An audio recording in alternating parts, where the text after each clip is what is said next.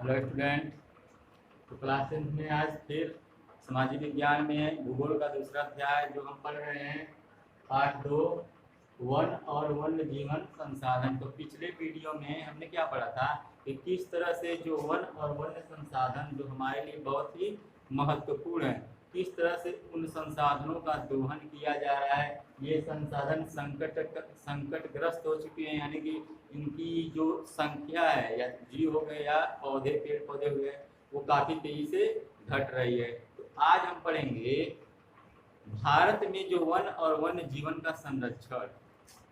भारत में वन और वन्य जीवन का संरक्षण मतलब कि क्या किया जाए कि इनका संरक्षण कैसे हो रहा है, मतलब कि भारत में वन्य जीवन का संरक्षण है, जो वनों का या वन्य जीवन का संरक्षण कैसे हो रहा है, सरकार के किन प्रयासों से सरकार ने क्या किया या आम आदमियों ने क्या किया कि उसके संरक्षण को बल मिला। सबसे पहले कल मैंने आपको नहीं बताया था, जो दिया वन और वन्य जीवन, यानी कि वन का मतलब क्या होता है। वन को क्या कहते हैं, जैसे वन, जंगलों को वन कहा जाता है। प्राकृतिक वनस्पतियाँ, वन क्या होती हैं, प्राकृतिक वनस्पतियाँ। ये वनस्पतियाँ होती हैं दो प्रकार की, देखो प्राकृतिक वनस्पतियाँ होती हैं और एक मानव निर्मित वनस्पतियाँ होती हैं, यानी कि जिसे मनुष्य ने लगाया उसे मानव निर्मित वनस्पतियाँ कहेंगे। एक होती है प्राकृतिक वनस्पतियाँ जो वन में ये दोनों आते हैं। देखिए, तो प्राकृतिक वनस्पतियाँ किसे कहते हैं, प्राकृतिक ढंग से उगने बढ़ने और नष्ट हो जाने वाले वनस्पतियाँ क्या कहलाती हैं, प्राकृतिक वनस्पतियाँ। प्राकृतिक ढंग से उगने बढ़ने और नष्ट हो जाने वाली वनस्पतियाँ प्राकृतिक वनस्पतियाँ कहलाती हैं। और जो वन्य जीव होते हैं, उन जंगलों में, उन वनों में, उन वनस्पतियों में रहने वाले जीव ही क्या कहलाते हैं, वन्य जीव कहलाते हैं। यानी कि जो जीव उन वनों में या उन वनस्पतियों में रहते हैं उसी को क्या कहा जाता है, वन्य जीव। देखिए, जो भारत में 2015 में state of forest report,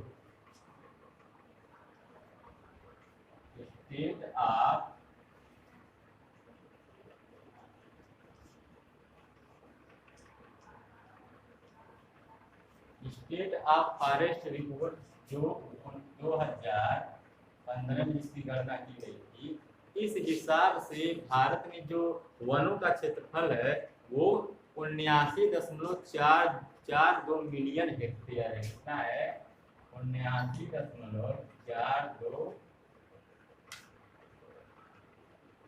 million hectare.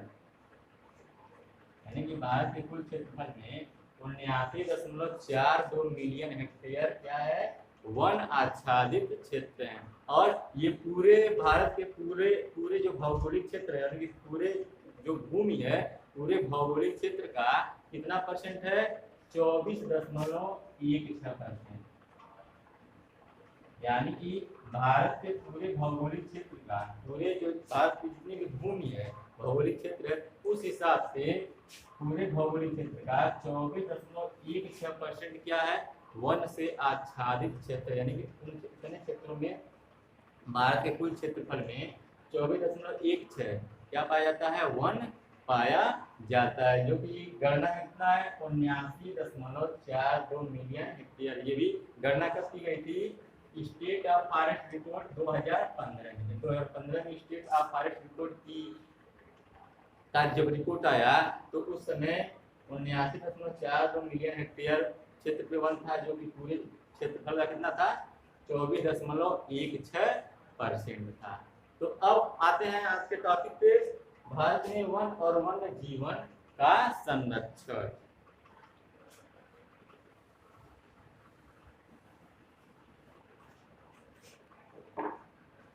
देखिए, वन्य जीवन है, जो वन्य जीवन और वनों में तेज गति से हो रहे ह्रास के कारण इनका संरक्षण आवश्यक है। यानी कि अब वनों का संरक्षण या वन्य जीवन का संरक्षण क्यों आवश्यक है, इसकी आवश्यकता क्यों पड़ी, क्योंकि वन्य जीवन का, वनों का विनाश हो रहा है और उसमें रहने वाले जीवधारियों का, वन्य जीवन का विनाश हो रहा है, इसलिए इनका, इस विनाश के कारण इनका संरक्षण आवश्यक है। परंतु एक सवाल उठता है कि संरक्षण क्यों आवश्यक है, वनों का और वन्य जीवन का संरक्षण आवश्यक क्यों है।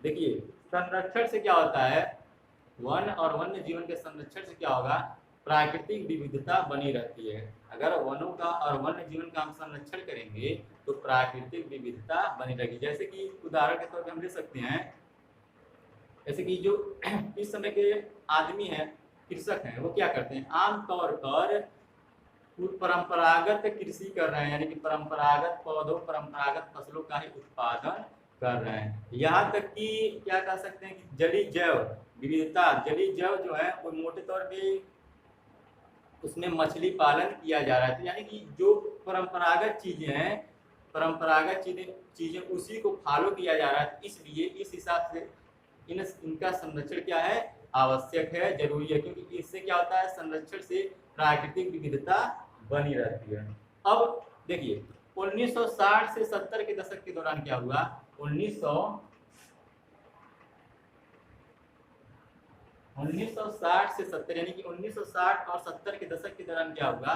पर्यावरण जो संरक्षक थे, पर्यावरण संरक्षकों ने राष्ट्रीय वन्य जीवन सुरक्षा कार्यक्रम का पुरजोर मांग लिया। यानी कि उन्होंने राष्ट्रीय क्या कहते हैं, राष्ट्रीय संरक्षक, राष्ट्रीय पर्यावरण संरक्षक, राष्ट्रीय वन्य जीवन संरक्षक कार्यक्रम की मांग की। क्यों? क्योंकि इससे क्या किया जा सकता था, इससे वनों का विनाश, वनों के विनाश और वन्य जीवन के विनाश को रोका जा सकता था। इसलिए पर्यावरण जो संरक्षक थे, यानी कि पर्यावरण को बचाने वाले जो लोग थे, उन्होंने क्या किया, राष्ट्रीय वन्य जीवन सुरक्षा अधिनियम की मांग की। और भारतीय राष्ट्रीय वन्य जीवन अधिनियम, इसी के तौर पर उनके मांग के तौर पर भारतीय राष्ट्रीय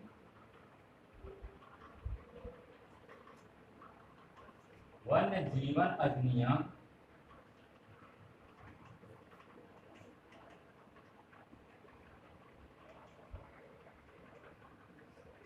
पर्यावरण संरक्षकों ने मांग की, किसका, कि राष्ट्रीय वन्य जीवन सुरक्षा अधिनियम की मांग की। और उनके मांग के तौर पर भारतीय राष्ट्रीय वन्य जीवन अधिनियम को लागू किया गया। कब लागू किया गया था, 1972 ईस्वी में। 1972 ईस्वी में भारतीय राष्ट्रीय वन्य जीवन अधिनियम लागू किया गया। किनके कहने पे, मतलब किनके मांग पे, पर्यावरण संरक्षकों के मांग पे। अब देखिए क्या हुआ, इसके तहत क्या किया गया, अब उन सभी रक्षित जातियों की सूची तैयार की गई। उन सभी जो वन्य जीव थे या रक्षित जातियां थी, वनों में रहने वाले रक्षित जातियां, पौधे और वन्य, यानी कि पौधे और जीव, उन सभी की क्या की गई, रक्षित जातियां की सूची तैयार की गई। और इसके तहत क्या किया गया, बची हुई संकटग्रस्त जातियों को, बची हुई संकटग्रस्त जो जातियां थी उनको आरक्षण, उनको संरक्षित करने का संकल्प लिया गया। मतलब कि क्या किया गया, उन जो संकटग्रस्त जातियां थी उनको बचाने के लिए, उनके आवास को बचाने के लिए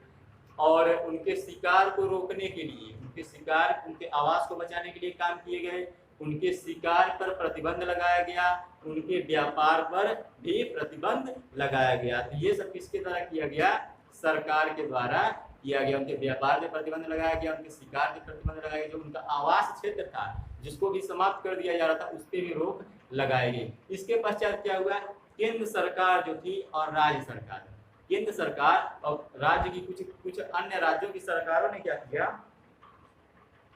केंद्र और कुछ राज्यों की सरकारों ने राष्ट्रीय उद्यान, जिसे नेशनल पार्क कहा जाता है, राष्ट्रीय उद्यान और कुछ पशु विहार की स्थापना की, कुछ राष्ट्रीय उद्यान और कुछ पशु विहार की स्थापना की। इसके अलावा केंद्र सरकार ने क्या किया, इन सभी जातियां, जो संकटग्रस्त जातियां थी, जो कि लुप्त हो रही थी, इनको बचाने के लिए सरकार ने क्या किया, बहुत सारे प्रयास किए।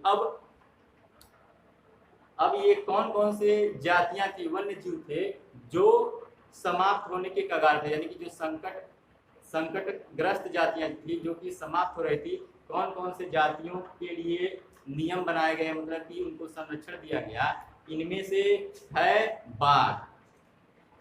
जिन जिन जातियों को, ज्यादातर जातियों को संरक्षण दिया गया है, उनमें कौन सा जीव है, एक है बाघ,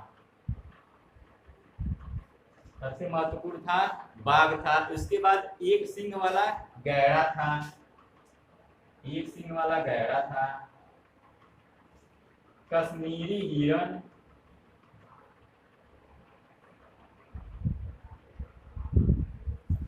ये मुख्य जातियां थी, मतलब ये मुख्य जीव थे। बाघ, एक सींग वाला गैड़ा, कश्मीरी हिरण और जो 3 प्रकार के मगरमच्छ होते थे उनको भी संरक्षण दिया गया। एक स्वच्छ जल में रहने वाले मगरमच्छों को भी, एक जो स्वच्छ जल में रहते थे, एक लवड़ी जल में जो रहते थे, और एक जो घड़ियाल जिसे कहते हैं। तो स्वच्छ जल में रहने वाले मगरमच्छ, लवड़ी जल में रहने वाले मगरमच्छ और घड़ियालों को भी क्या किया गया, संरक्षण दिया गया। इसके पहले भी बहुत सारे जो जीव थे जिसमें काला हिरण, इससे पहले भी उनके लिए व्यवस्था किया गया, जिसमें काला हिरण हो गया, चिंकारा हो गया, हाथी हो गया और हिम तेंदुआ जो कि पर्वतों पे रहते हैं, पहाड़ों में। तो इनके लिए भी, इनके शिकार पे भी क्या किया गया, प्रतिबंध लगाया गया। इनमें कौन कौन थे, काला हिरण, चिंकारा, हाथी और हिम तेंदुआ। इनके शिकार को भी क्या किया गया, इनके शिकार पर नियंत्रण स्थापित किया गया और इनके शिकार को कानूनी अपराध घोषित किया गया। इन जानवरों के लिए विशेष नियम बनाए गए और इनके शिकार को गैर कानूनी बनाया गया, गैर कानूनी घोषित किया गया। इनके आवास स्थलों का संरक्षण किया गया।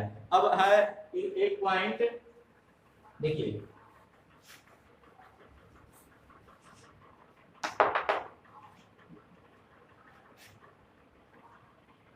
बाघ परियोजना। इसमें जो सबसे इम्पोर्टेंट था वो था बाघ परियोजना, यानी कि बाघों को बचाने के लिए जो कार्यक्रम लागू किए गए।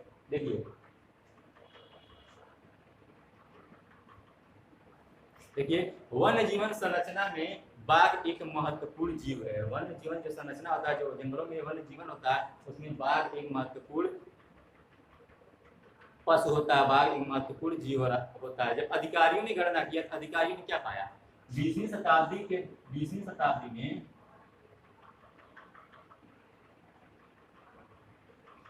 शताब्दी में अधिकारियों ने क्या पाया कि जो बाघों की संख्या बहुत अधिक थी, लगभग 55,000 थी, बाघों की संख्या लगभग 55,000 थी, वो घट के कितना हो गया, वो घट के 1827 हो गया। जो बाघों की संख्या कुछ साल पहले 55,000 थी, वो घट के कितना हो गया, 1827 हो गया। अब ये किन कारणों से घटा, अचानक से इनकी बाघों की संख्या इतनी तेजी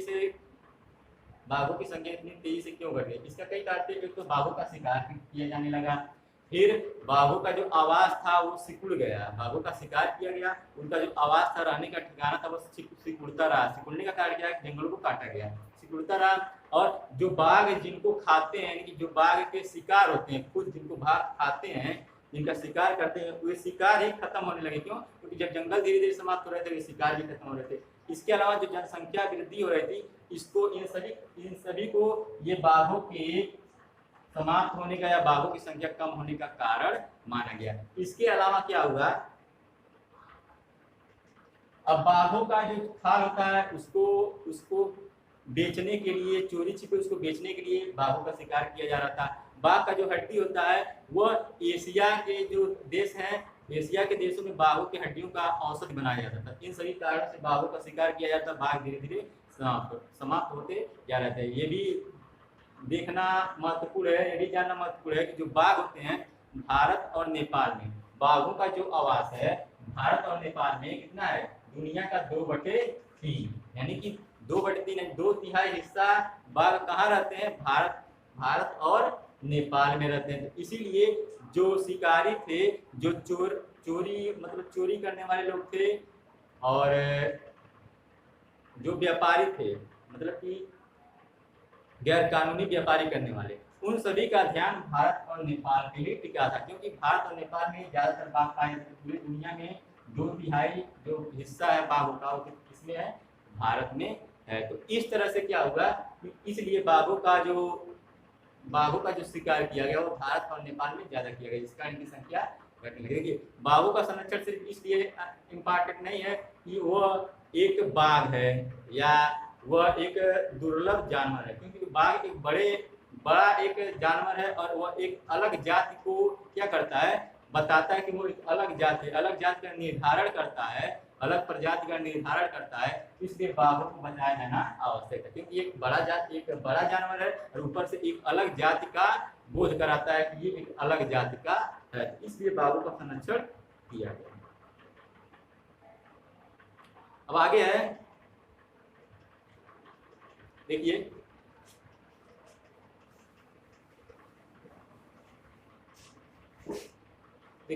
आजकल क्या होता है, आजकल संरक्षण परियोजनाएं जो होती हैं वो जैव विविधता पर केंद्रित हैं। आजकल की जो संरक्षण परियोजनाएं होती है किससे केंद्रित है, जैव विविधता पे, न कि विभिन्न घटकों पर। देखिए संरक्षण के लिए क्या होता है, विभिन्न तरीकों पर गहनता से खोज की जाती है। संरक्षण के लिए विभिन्न तरीकों से गहनता से खोज की जाती है और कीटों को भी महत्व मिल रहा है। पहले कीटों को या छोटे जानवरों को, छोटे पौधों को उतना महत्व नहीं मिलता था, लेकिन अब कीटों को भी उतना महत्व मिल रहा है। जो वन्य जीव अधिनियम है, वन्य जीव अधिनियम 1980 से 86 के अनुसार, वन्य जीव अधिनियम 1980 से 86 के अनुसार क्या किया गया, छोटे किस्म के जो कीट होते हैं उनको भी क्या किया गया, संरक्षण में शामिल किया गया। उनका भी संरक्षण करने की, उनके भी महत्व को समझा गया और उनका भी संरक्षण किया गया। तो 1980-86 के आसपास, 1980 से 86 के दौरान लगभग सैकड़ों कीटों को, सैकड़ों क्या होती है, तितलियां जो होती हैं या कीट पतंग होती हैं या जो ड्रैगन फ्लाई होती हैं, उनको भी संरक्षण में शामिल किया गया। और 1991 में 6 किस्म के पौधों को भी क्या किया गया, संरक्षण में शामिल किया गया। 1991 में 6 किस्म के जो पौधे थे उनको भी संरक्षण के लिए क्या किया गया, उसमें कैटेगरी में डाला गया कि इनका भी संरक्षण आवश्यक है। 80 से 86 के दौरान लगभग 100 किस्म के कीट पतंगों का संरक्षण किया गया, जिसमें ये तितलियां आती हैं या पतंगे आती हैं या जो ड्रैगन फ्लाई आती हैं, उनको संरक्षण में शामिल किया गया कि इनका संरक्षण आवश्यक है, महत्वपूर्ण है। और 1991 में क्या किया गया, 6 किस्म के पौधों का भी संरक्षण में शामिल किया गया। तो ये था किन जातियों को शामिल किया गया। अब अगला पॉइंट क्या है, वन और वन्य जीवन संसाधनों के प्रकार और वितरण।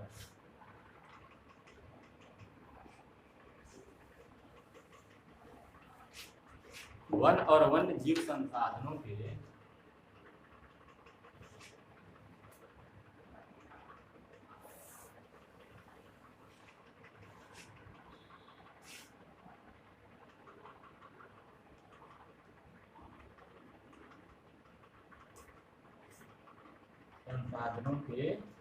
भारत में वन और वन्य जीव संसाधनों के प्रकार और वितरण।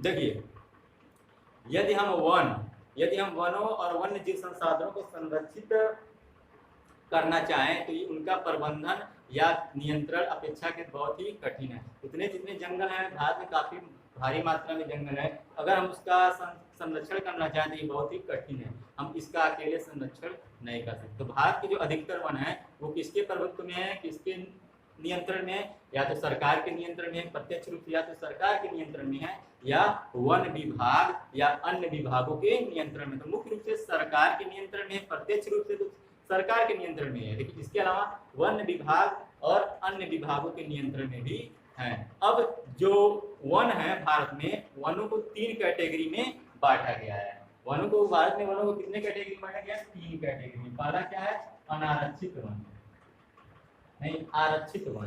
पहला क्या है, आरक्षित वन।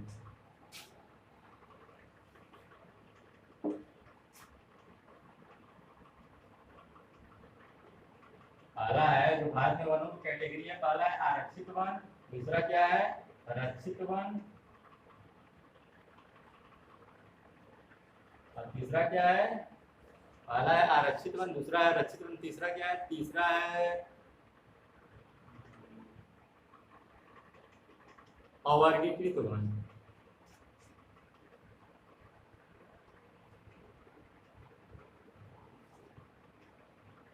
तो भारत में वनों का 3 भागों में वनों को बांटा गया, आरक्षित वन, रक्षित वन और अवर्गीकृत वन। अब जो आरक्षित वन है वो पूरे भारत के जितने भी वन है उसका लगभग हम कह सकते हैं कि आधे से ज्यादा, यानी कि 50 जितने भी वन है वनों का क्षेत्रफल है 50% से ज्यादा है।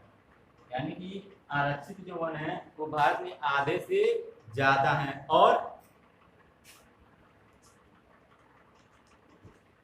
जहां तक इनके वन और वन संरक्षणों की बात है, वन और वन्य जीव संरक्षणों की बात है, तो आरक्षित वन बहुत ही महत्वपूर्ण भूमिका निभाते हैं। क्यों? क्योंकि आरक्षित वनों की जो संख्या है भारत में, वो भारत के जितने भी वन है उसका आधे से ज्यादा हिस्सा कौन सा वन है? आरक्षित वन। तो यहाँ पे जो वन और वन्य जीव संरक्षण होता है वो काफी महत्वपूर्ण होता है, उसके दृष्टि से ये काफी महत्वपूर्ण वन है।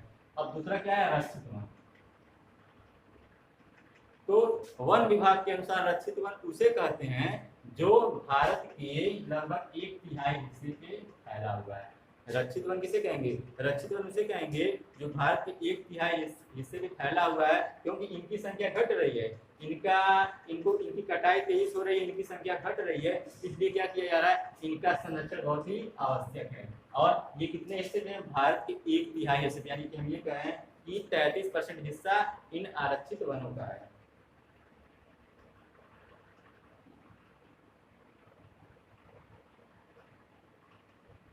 ये आरक्षित वन जो है इनका आशय क्या है? इनके आरक्षित वन किसे कहते हैं? आरक्षित वन का आशय उस वन से है जिनको संरक्षित करने, सरकार के द्वारा संरक्षित करने का लक्ष्य निर्धारित किया गया है कुछ सीमा के लिए, यानी कुछ समय के लिए। आरक्षित वन उस वन को कहते हैं जिसे सरकार द्वारा कुछ समय के लिए, कुछ सीमा के लिए संरक्षित करने का लक्ष्य निर्धारित किया गया है। जिनके द्वारा आरक्षित वन उस वन को कहेंगे जिन्हें सरकार के द्वारा कुछ सीमा के लिए, कुछ समय तक के लिए संरक्षित करने का लक्ष्य निर्धारित किया गया है, आरक्षित वन कहते हैं। अभी कितने परसेंट है? 50% हिस्से के। भारत के जितने भी वन है उसके 50% हिस्से के आरक्षित वन। 1/3 यानी कि 33% हिस्से पे, यानी कि 33% हिस्सा किस वन का? रक्षित वन का। इनकी संख्या क्योंकि घट रही है तो इनका संरक्षण बहुत ही जरूरी है। अब आते हैं अवर्गीकृत वन। अवर्गीकृत वन में वे वन आते हैं, अवर्गीकृत इन वनों के अलावा जो वन होते हैं वो अवर्गीकृत वन में आते हैं। यानी कि अब इसमें किसका नियंत्रण होता है? सरकार का नियंत्रण भी होता है। इन दोनों की तो सरकार का प्रत्यक्ष नियंत्रण है, इसमें सरकार का भी नियंत्रण होता है, आम आदमी का भी नियंत्रण होता है, और इसके साथ साथ जो समुदाय होता है उसका नियंत्रण होता है। वो क्या कहलाता है? अवर्गीकृत वनों की कैटेगरी में आते हैं। यानी कि इधर के जो छोटे मोटे जंगल हो गए या बगीचा टाइप का हो गया वो अवर्गीकृत वन में आ जाएगा। बाकी ये जो बड़े बड़े वन होते हैं वो आरक्षित और रक्षित वनों में आते हैं। इनकी सरकार क्या करती है? संरक्षण करती है, जबकि इनका संरक्षण जो किया जाता है वो सरकार के अलावा समुदाय और आम आदमी भी करता है, क्योंकि उनका भी उसके नियंत्रण स्थापित होता है। अब आरक्षित जो वन है, आरक्षित वन और संरक्षित, आरक्षित और रक्षित वन ऐसे अस्थायी वन है जिनका रख रखाव इमारती लकड़ी या अन्य वन पदार्थों और उनके बचाव के लिए किया जाता है। आरक्षित वन या आरक्षित वन ऐसे वन हैं, ऐसे अस्थायी वन हैं जिनका रख रखाव इमारती लकड़ी या अन्य पदार्थों और उनके बचाव के लिए किया जाता है। देखिए मध्य प्रदेश में जो अस्थायी वन है, मध्य प्रदेश में काफी बड़े क्षेत्रफल पे अस्थायी वन है। मध्य प्रदेश में बड़े क्षेत्रफल पे अस्थायी वन है। जो मध्य प्रदेश भारत के बीचों बीच स्थित है, उसके विशाल क्षेत्र में क्या है? अस्थायी वन है। और पूरे जितने भी वन है मध्य प्रदेश में उसका 75% क्या है? ये वन जो पूरा वन है मध्य प्रदेश में जितना वन है उसका 75% क्या है? अस्थायी वन है। कितना परसेंट? 75%। अब आते हैं आरक्षित वनों की। अब कौन कौन से राज्यों में आरक्षित वनों की संख्या ज्यादा है? तो उन राज्यों के नाम, तो आरक्षित वन जिन क्षेत्रों में ज्यादा आरक्षित वन है, जिन राज्यों में ज्यादा आरक्षित वन है, उन राज्यों में कौन कौन से राज्य आएंगे? देखिए उन राज्यों में आएगा आपका कश्मीर आएगा, फिर उत्तराखंड आएगा, फिर केरल आएगा, आंध्र प्रदेश और तमिलनाडु, पश्चिम बंगाल, उड़ीसा। इन राज्यों में ज्यादा वन किस प्रकार के हैं? आरक्षित प्रकार के वन है। वहीं जो रक्षित प्रकार के वन है, इन क्षेत्रों में रक्षित वन ज्यादा है। तो रक्षित वन सबसे ज्यादा पंजाब में है, हरियाणा में है, और हिमाचल प्रदेश में है, और बिहार में है, और राजस्थान में, ये रक्षित वन इन क्षेत्रों में ज्यादा है। फिर तीसरा जो आता है अवर्गीकृत वन आता है, ये कहाँ पे सबसे ज्यादा है, ये जो पूर्वोत्तर के भारत के जो राज्य है, पूर्वोत्तर राज्य के जितने भी राज्य हैं, पूर्वोत्तर भारत के जितने भी राज्य हैं वे, और इसके अलावा गुजरात, पूर्वोत्तर राज्यों के साथ गुजरात, इन राज्यों में अवर्गीकृत वन ज्यादा पाए जाते हैं। तो ये था वनों के प्रकार और ये वन किन किन क्षेत्रों में ज्यादा पाए जाते हैं। अब अगला पॉइंट क्या है, अगला पॉइंट है समुदाय और वन संरक्षण।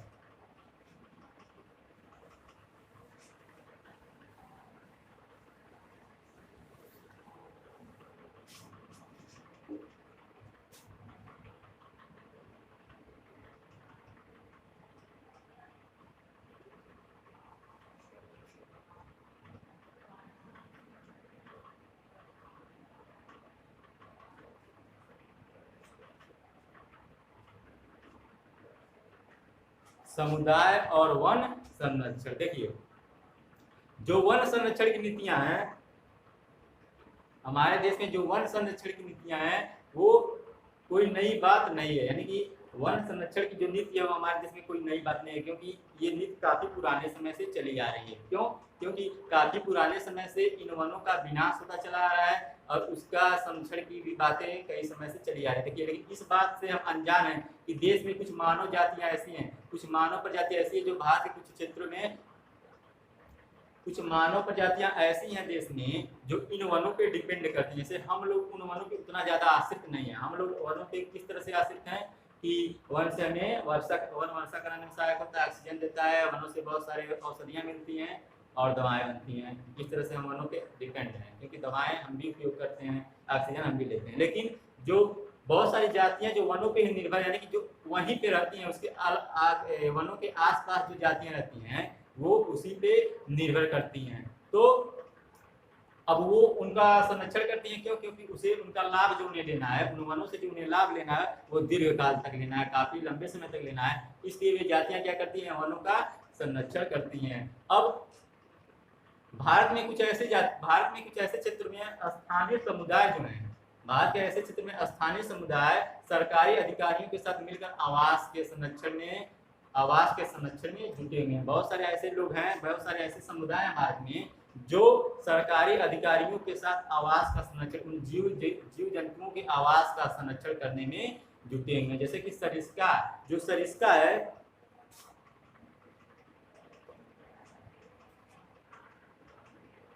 हाँ, सरिस्का जो बाघ रिजर्व है, वहाँ के लोग क्या कर रहे हैं, वहाँ के स्थानीय लोग क्या कर रहे हैं, उन स्थानों पे जो समस्याएं हैं, उन स्थानों पे जो खनन कार्य है उसको उन्होंने बंद करवा दिया। क्यों? क्योंकि वो वहां से जुड़े हुए हैं। तो उन्होंने क्या किया, उससे लाभ किसको मिलेगा, वहां के निवासियों को। तो उन्होंने क्या किया, वहां पे जो भी खनन चल रहा है उसको बंद करवा दिया। बहुत सारे ऐसे क्षेत्रों में देखा गया है कि वहां के स्थानीय लोग समुदायों के साथ मिलकर, वहां के समुदाय या स्थानीय लोग क्या कर रहे हैं, अपने आसपास के वनों का देखभाल, उसका संरक्षण कर रहे हैं, क्योंकि उससे लाभ, जो प्रत्यक्ष लाभ मिलता है वो उन्हीं को मिलता है। और यहाँ तक कि सरकारी हस्तक्षेप को भी वे क्या करते हैं, उन्होंने सरकारी हस्तक्षेप को भी मानना छोड़ दिया, यानी कि वहाँ पे उनके अलग नियम और अलग कानून है। जैसे कि राजस्थान का जो अलवर जिला है, राजस्थान के अलवर जिले में 5 गांव के लोग,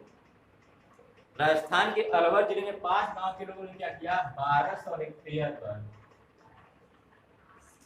राजस्थान का जो अलवर जिला है वहां पे 5 गांव के लोगों ने 1200 हेक्टेयर वन पर क्या किया, अपना नियम कानून बनाया। यानी कि अब उस क्षेत्र में कोई आ जा नहीं सकता, कोई बाहरी नहीं आ जा सकता है। उनकी देखभाल कौन करता है, वहां के स्थानीय लोग करते हैं। अलवर जिले के जो 5 गांव के लोग हैं वो 1200 हेक्टेयर जो वन क्षेत्र है उसकी देखभाल करते हैं, उसकी संरक्षण करते हैं। बाहर से कोई अजनबी उन क्षेत्रों में, उन जंगली क्षेत्रों में आ जा नहीं सकता और कोई शिकार भी नहीं कर सकता। शिकार को क्या किया गया है, प्रतिबंधित किया गया है। तो ये इसकी देखभाल किसके द्वारा की गई है, वहाँ के स्थानीय लोगों के द्वारा, वहाँ के समुदायों के द्वारा। तो बहुत सारे ऐसे वन क्षेत्र हैं, बहुत सारे ऐसे जगह है, ऐसे क्षेत्र हैं जहाँ पे वनों का संरक्षण, वन जीवों का संरक्षण किसके द्वारा किया जा रहा है, वहाँ के निवासियों के द्वारा, वहाँ के रहने वाले लोगों के द्वारा, स्थानीय लोगों के द्वारा किया जा रहा है। अब देखिए अब हिमालय जो है, हिमालय में जो प्रसिद्ध चिपको आंदोलन था, हिमालय में प्रसिद्ध चिपको आंदोलन कई क्षेत्रों में वन कटाई को रोकने में ही कामयाब नहीं हुआ था, बल्कि ये क्या हुआ, इसने यह भी दिखाया था कि स्थानीय पौधों की किस्म की जातियों का प्रयोग करके सामुदायिक वनीकरण को क्या किया जा सकता है, प्रोत्साहित किया जा सकता है। इसके अलावा और जो टिहरी